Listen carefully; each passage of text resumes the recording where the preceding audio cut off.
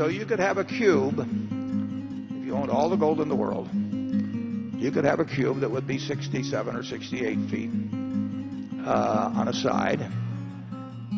And you could get a ladder and you could climb up on top of it and you could say, you know, I'm sitting on top of the world, and, you know, and think you're king of the world. You could, you know, you could fondle it, you could polish it, you could do all these things with it, stare at it, but it isn't going to do anything. Yeah. It's all you are doing when you buy that is that you're hoping that somebody else a year from now or 5 years from now will pay you more to own something that, again, can't do anything, but you're hoping that the person then thinks that somebody else will buy something 5 years later from him. In other words, you're betting on not just how scared people are now of paper money, you're betting on how much they think a year from now people will be scared 2 years from then on. The third category of asset is something that you value based on its what it will produce, what it will deliver. You buy a farm because you expect a certain amount of corn or soybeans or cotton or whatever it may be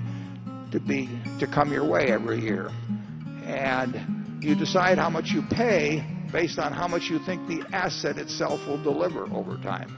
And those are the assets that appeal to me and Charlie. Now, there's some logical follow-on to that. If you buy that farm and you really think about how many bushels of corn, how many bushels of soybeans will it produce, how much do I have to pay the tenant farmer, how much do I have to pay in taxes, and so on, you can make a rational calculation, and the success of that investment will be determined in your own mind by whether it meets your expectations as to what it delivers.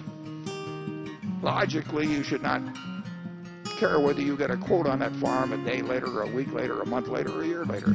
We feel the same way about businesses. When we buy ISCAR, or we buy Lubrizol, or whatever, we don't run around getting a quote on it every week and say, you know, is it up or down or anything like that. We look to the business. We feel the same way about securities. When we buy a marketable security, we don't care if the stock exchange closes for a few years.